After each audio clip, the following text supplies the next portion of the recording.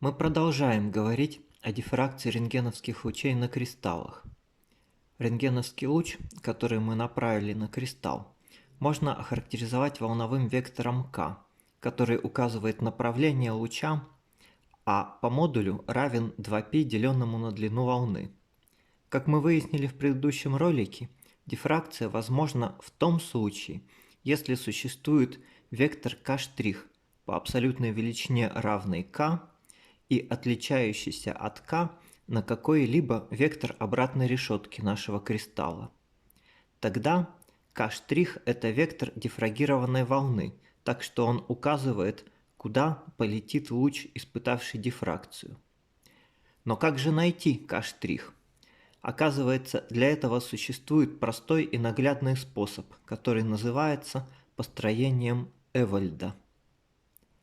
Нарисуем обратную решетку нашего кристалла и к одному из ее узлов прислоним волновой вектор k падающей волны, так, чтобы конец этого вектора совпал с узлом.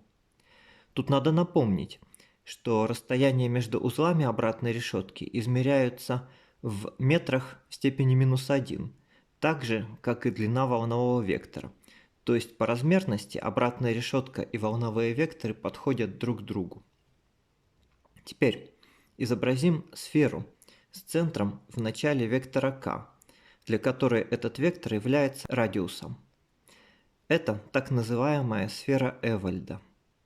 В данном случае так получилось, что на сферу Эвальда попал еще один узел обратной решетки, кроме того, в который упирается вектор k. Соединим этот узел стрелочкой с центром сферы и спросим, может ли эта стрелочка быть волновым вектором k' отраженной волны. Да, может, потому что вектор k' имеет ту же длину, что и k, ведь оба они являются радиусами сферы Эвальда. А разница k' минус k – это вектор обратной решетки, так как он соединяет два узла обратной решетки. Так что дифрагированный луч полетит в направлении синей стрелочки. Может быть и так, что на сферу Эвальда попадут сразу несколько узлов обратной решетки. Тогда будут несколько дифрагированных лучей одновременно. А может быть и так, что ни один узел не ляжет на сферу Эвальда, кроме того, на который показывает вектор k.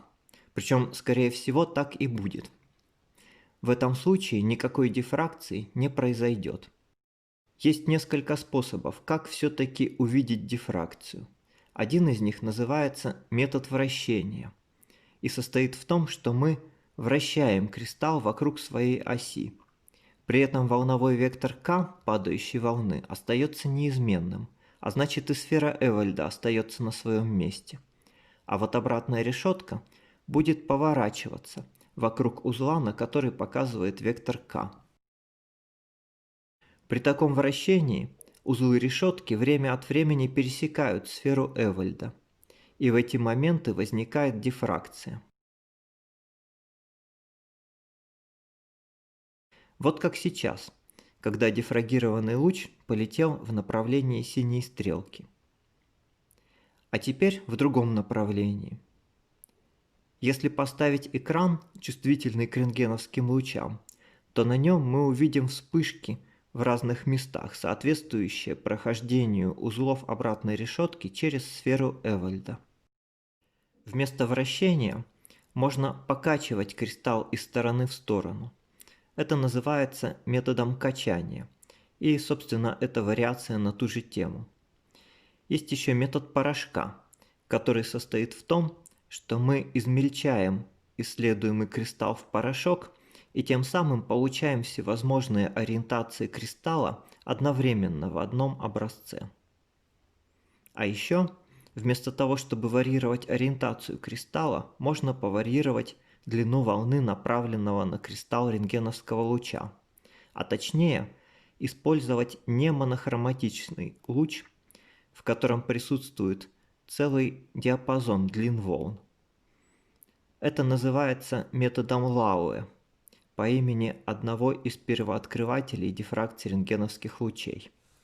Тогда для разных длин волн, мы получим сферы Эвальда разного радиуса.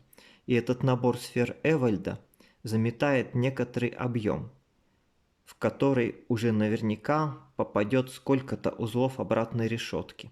А значит, мы получим сразу несколько дифрагированных лучей.